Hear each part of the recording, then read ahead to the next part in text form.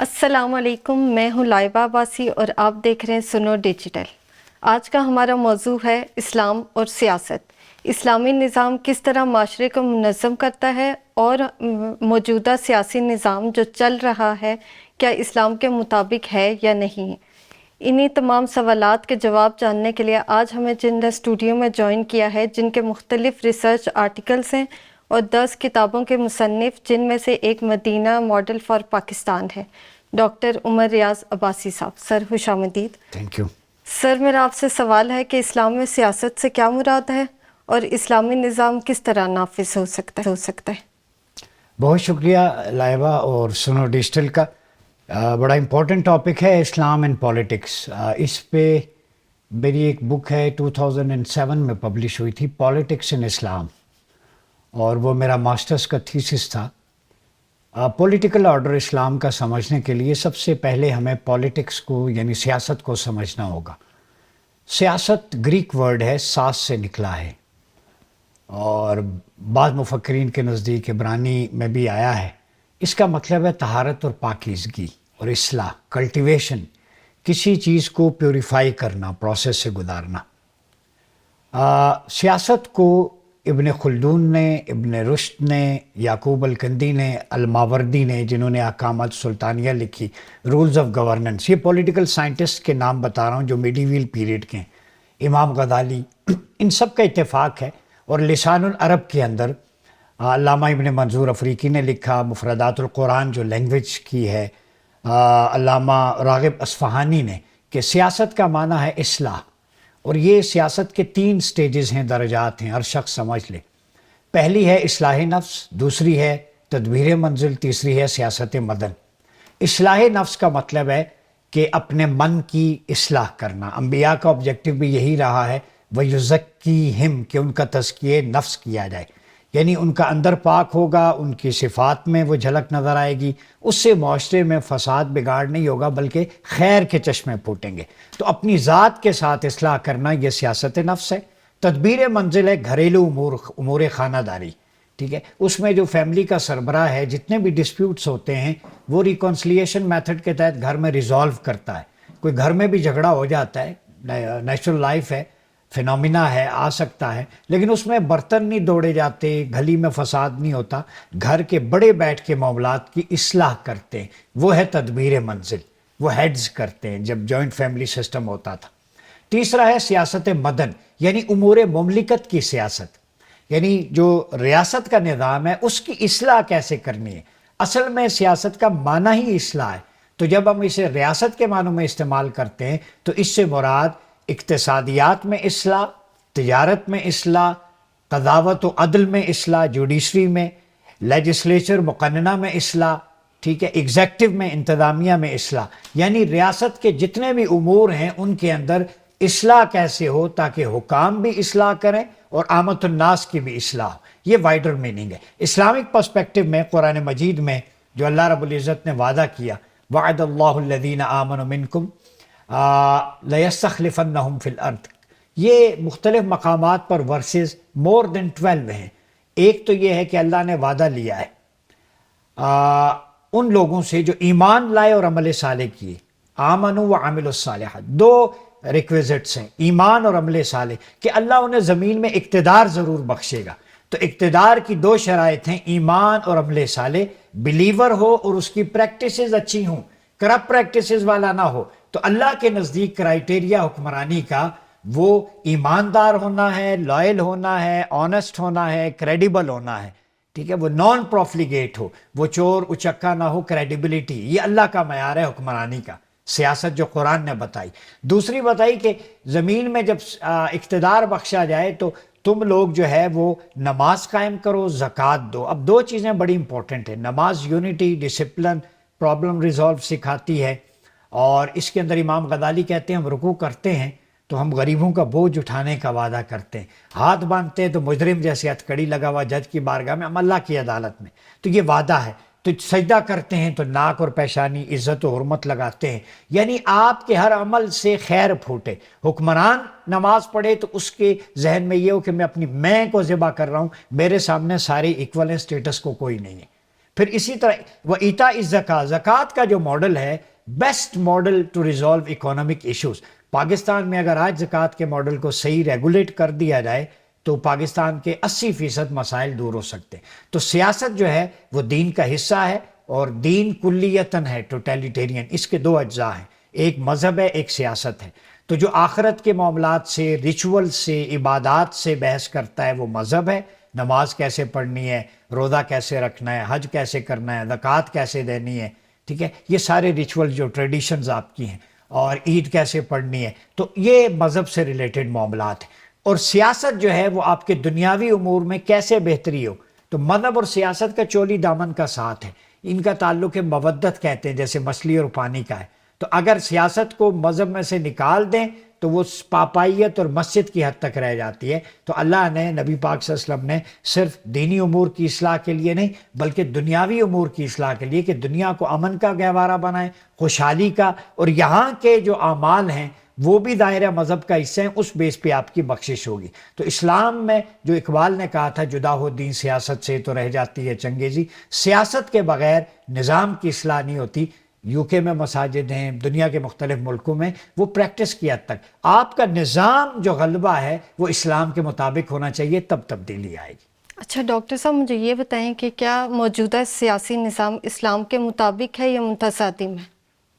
یہ بہت اچھا کوشچن کیا. موجودہ سیاسی نظام سے مراد آپ پاکستان کا کہہ رہی ہیں؟ جی بالکل. پاکستان کا نظام، موجودہ نظام جو ہے دجل، فریب، طاغوت اور شیطان کا پیروکار ہے، رحمان کا پیروکار نہیں ہے. یہ ملک جو مدینہ ثانی جسے ہم کہتے ہیں پاکستان، اس کی مدینہ طیبہ کی ٹرانسلیشن ہے. کتنے فخر کی بات ہے کہ یہ ملک بنا ہی مدینہ طیبہ کے نام پہ ہے. اس کی لغت کے معنی پاکستان کے ہی مدینہ طیبہ ہے، ٹھیک ہے. اب مدینہ میں آپ کو بتا دوں، مدینہ طیبہ کا مطلب پاک اور صاف شہر ہے، ٹھیک ہے. اور وہ یہ عربی زبان کے لفظ طیب سے نکلا ہے جس کا معنی پاک اور پاکیزہ ہے. اب اندازہ لگائیں آپ، یا خوشبودار ہے. تو اس نام کی وجہ پاکیزگی اور فضیلت ہے. علماء نے لکھا جیسے اس کی خوشبودار مٹی، ہوا اور شرک سے، گندگی سے پاکیزگی، اور آپ صلی اللہ علیہ وسلم کا وجود مقدس اپنے روضہ اقدس کے اندر براجمان ہے، اس کی وجہ سے بھی اسے فضیلت حاصل ہے. یہ تابہ ایک لفظ استعمال ہوتا ہے، تابہ بھی کہتے ہیں، طیبہ بھی، اس کا مطلب بھی پاکیزگی ہے، ٹھیک ہے. زید بن ثابت کی ایک روایت ہے، آپ صلی اللہ علیہ وسلم نے فرمایا کہ مدینہ جو ہے یہ پاک اور خوشبو والی جگہ ہے. یہ نجاست اور شرک کو ایسے باہر نکالتا ہے جیسے کسی بھٹی سے کوئی پراگندہ چیز باہر پھینکی جاتی ہے. تو یہاں پہ دجال بھی نہیں داخل ہو سکتا، یہ پاک ہے. اس نسبت سے پاکستان حاصل کیا گیا. اور اس کے الٹ تھا پہلے مدینہ کا نام یثرب، جو فساد، ملامت اور خرابی کی طرف اشارہ کرتا ہے، ٹھیک ہے. اور یہ مدینہ منورہ کا قدیم نام تھا. آپ صلی اللہ علیہ وسلم نے ہجرت میں اسے تبدیل کر کے نبی کا شہر یعنی مدینہ النبی قرار دیا. تو اس شہر کی نسبت سے پاکستان کا قیام ہوا. پہلی بات، یعنی لغوی اعتبار سے پاکستان مدینہ طیبہ کا اردو ترجمہ ہے. بات سمجھ، لینڈ آف دا پیور. یہ 27 رمضان کو مارز وجود میں آیا، شب قدر کو، جس رات نزول قرآن ہوا. یہ سارے اتفاقات نہیں ہو سکتے. لائے بھائی یہ دیکھیں، لفظ بھی وہی مدینہ طیبہ، پھر پاکستان جسے ہم مدینہ ثانی کہتے ہیں. مہینہ جس مہینے میں یہ ملک بنا، رمضان المبارک کا مقدس مہینہ، جس رات کو اللہ نے عطا کیا وہ 1000 راتوں سے افضل، لیلۃ القدر خیر من الف شہر، اس رات کو یہ اللہ نے تحفہ دیا. تو اٹ مینس یہ اتنے سارے. اور پھر ہجرت، واحد ریاست ہے جو مدینہ طیبہ کے بعد اسلامی نظریے پہ وجود میں آئی 57 ممالک میں، جس کی بنیاد کلمہ طیبہ لا الہ الا اللہ محمد رسول اللہ ہے. تو اتنی ساری نسبتیں جس میں جمع ہوں، اس ملک میں جو پاکیزگی کے تصور پہ بنا ہے، لا الہ الا اللہ اس کا فلسفہ ہے، محمد رسول اللہ اس کا دستور ہے، جو نظام مصطفیٰ کے نفاذ کے لیے قائم ہوا تھا، وہاں تو غلاظت کے لیے کوئی گنجائش ہونی نہیں چاہیے تھی. اب آپ نے کہا کہ یہ نظام اسلام کے مطابق ہے. ذرا میں اس نظام کا تھوڑا سا پوسٹ مارٹم آپ کے سامنے رکھ دوں. یہ آج کے فگرز میں لے کے آیا ہوں آپ کے سامنے، کہ سب سے پہلے سندھ اسمبلی سے شروع کرتے ہیں. 1.5 لاکھ سے 4.5 لاکھ روپیہ فی ممبر کی سیلری ہے ماہانہ. جو ملک قرضوں کے بوجھ تلے دبا ہوا ہے، IMF سے بھیک مانگتے ہیں، سودی معیشت. تنخواہ کتنی ہے؟ 4.5 لاکھ. کام جتنے بھی ہیں 200% اضافہ ہوا ہے اس ملک کے اندر، جہاں شرح غربت آپ دیکھ لیں کتنی ہے. بجلی، کے بل، گیس کے، ٹیکسز کی بھرمار، عوام ٹیکس دیتے ہیں اور ان کی تنخواہیں 200% بڑھتی ہیں. یہ اسلام کا نظام نہیں ہو سکتا، یہ ایکسپلائٹیشن ہے، یہ طاغوت کا نظام ہے. میں آگے آؤں گا خلافت میں کیا ہے. آفس مینٹیننس الاؤنس 15,000 روپے، telephone allowance 10,000، house allowance 50,000، mobile allowance 10,000، utility allowance 20,000، daily allowance 3,000، convenience allowance 3,000. یعنی ایک ممبر اسمبلی سندھ کا آپ کو 10 لاکھ کے قریب پڑتا ہے. اور اس میں محتاط اندازے کے مطابق کہتا ہوں، اس کو ملٹیپلائی کریں کتنے ممبران ہیں، سالانہ کتنا بنتا ہے، اربوں روپے ایک اسمبلی، کھربوں روپے سالانہ. اور ان کی آؤٹ پٹ کیا ہے کہ مین ہول میں بچے گر رہے ہیں، جانے دے رہے ہیں، سیوریج کا سسٹم کراچی میں تباہ ہے، سٹریٹ کرائم ہے، موبائل سنیچنگ ہے جو آپ کا اکنامک ہب ہے، تھر میں بچے مر رہے ہیں. اور آج میں دیکھ رہا تھا کہ سی ایم اور ان کے سارے ہواری وہ ہیلی کاپٹر میں بیٹھ کے سیر کر رہے ہیں. 1,65,00,000 کا بجٹ ماہانہ صرف چائے بسکٹ کے لیے سندھ اسمبلی میں پیش کیا گیا. آپ اندازہ لگائیں چائے بسکٹ کے لیے غریب عوام کے ملک میں. پھر قومی اسمبلی کی یہ پچھلے سال کی رپورٹ ہے، 500% تنخواہوں میں اضافہ ہوا. آپ اندازہ لگائیں. اسپیکر قومی اسمبلی اور چیئرمین سینٹ کی 13 لاکھ 2,50,000 پہلے تھی، پھر 13 لاکھ ہو گئی. یہ 500 گنا. اندازہ لگائیں آپ. مطلب یہ لوگوں کو نہیں پتا. میں بتا رہا ہوں، آئینہ دکھا رہا ہوں اس جبر غلاظت 77 سال سے جو دھوکہ دہی پر مبنی نظام ہے اس کی. ارکان اسمبلی اور سینٹ 5,19,000 روپے. Allowances 4,800، special allowance 8,000، office repairing. اس کے علاوہ گھر کا الاؤنس روزانہ کا گھر کا 2,000 روپے، 60,000 روپیہ ماہانہ ہے گھر کا الاؤنس. 3,50,000 کے فیملی وغیرہ ان کے لیے ٹکٹس، ویئر ٹکٹس، ریلوے، باقی مرات. ٹھیک ہے. اور اس کے علاوہ اب اگر آپ آ جائیں پنجاب اسمبلی کے ممبران 76,000 سے 4 لاکھ روپے تنخواہ ہو گئی. صوبائی وزیر کی 1 لاکھ سے 9,60,000 روپے تک پہنچ گئی. اسپیکر کی 1,25,000 تھی، 9,50,000. یہ فگرز چیلنج کر رہا ہوں. ڈپٹی اسپیکر کی 1,20,000 سے 7,75,000. پارلیمانی سیکٹری 83,000 سے 4,51,000. مشیر وزیر اعلیٰ 1 لاکھ سے 6 لاکھ. اسپیشل اسسٹنٹ وزیر اعلیٰ 1 لاکھ سے 6 lakh. T A D A, free medical, رہائش، petrol, telephone, data, air tickets, railway, دیگر مرات اس کے علاوہ ہیں. جس ملک پہ قرضوں کا بوجھ ہے کھربوں روپے. پھر سندھ اسمبلی میں 1,65,000 کروڑ کے بسکٹ، چائے وغیرہ جو میں نے پہلے مینشن کر دی. تو جس نظام کی حالت ہو، جہاں کیلپول کا سیرپ بھی باہر فارمیسی سے ملتا ہو، سرکاری اسپتال میں ٹیسٹ نہ ہوں. کتنی لیبس کھل گئی ہیں؟ 20 لیبس ہیں یا نہیں؟ کیوں کھل گئی ہیں؟ انہیں پتہ ہے کہ وہاں پہ ٹیسٹ نہیں ہوں گے، ہماری طرف آئیں گے. اور فارماسوٹیکل کا مافیا، جعلی ادویات، اور ڈاکٹر جو ان سے ٹکٹ لے کے جو ہے وہ اپنا دوائیاں ریکمنڈ کرتے ہیں، ان کے ٹورز ہوتے ہیں فارماسوٹیکل. اور سرکاری اسپتالوں میں دوائیاں جو ہے بکتی ہیں، کرپشن جو اس میں ہوتی ہے وہ الگ. کیا بتاؤں. ایجوکیشن میں سلیبس میں صرف چیزیں آگے پیچھے کر دی جاتی ہیں. نئی کتاب 3-4 ماہ بعد نیا ٹائٹل آ جاتا ہے. کوئی پوچھنے والا نہیں ہے اس نظام کو. یہ نظام سمندر برد ہو چکا ہے. اسلامی نظام کے علاوہ، خلافہ علی منہاج النبوہ اور نظام مصطفیٰ کے علاوہ کوئی چارہ نہیں ہے. یہ نظام کی اصلیت کا ایک اوور ویو میں آپ کو دے رہا ہوں. اس کے علاوہ کیا کچھ ہو رہا ہے اس ملک میں، یو کین ناٹ بلیو. اچھا، مجھے یہ بتائیں کہ نظام خلافت بیسیکلی ہے کیا؟ آپ نے نظام خلافت کا پوچھ کے بہت اچھا سوال کیا. خلافت اصل میں ہے خلافہ علی منہاج النبوہ، جو آپ صلی اللہ علیہ وسلم کے نبوی منہج پہ تھی. اور یہ خلافہ قرآن مقدس میں داؤد علیہ السلام کو بھی اللہ نے خلیفہ بنا کے بھیجا زمین پہ، آدم علیہ السلام کو. دیکھیں، خلافت کا ایک سسٹم ہے، اس میں یونٹی آف کمانڈ ہے. طالوت علیہ السلام کو جب اللہ نے بادشاہ بنایا نا، تو اس وقت کے جو سرمایہ دار، جاگیردار، سٹیٹس کو اس وقت بھی تھا، انہوں نے کہا اللہ نے اس کو بنا دیا بادشاہ، اس میں کیا کوالٹی ہے؟ نہ اس کے پاس پیسہ ہے، نہ مال ہے، نہ سرمایہ ہے. آج جو وہ لوگ کہتے ہیں کہ وہ زیادہ پیسے والا وہ جیت جائے گا، جی ہوا چل پڑی ہے. اللہ کا کرائٹیریا، اس سے بغاوت کر رہے ہو. اللہ کہہ رہے ہیں وَزَادَهُ بَسْطَةً فِي الْعِلْمِ وَالْجِسْمِ. تم جو کہہ رہے ہو مال و اسباب کرائٹیریا ہے لیڈرشپ کا، یہ نہیں ہے. جسم اور علم میں قوی ہونا یہ کرائٹیریا اللہ کے نزدیک. تو اللہ کا معیار حکمرانی اور سیاست یہ ہے تمہاری جسمانی قوا اعضاء سلامت ہوں، اور تم ویژنری ہو، وزڈم ہو، نالج ہو تمہارے پاس.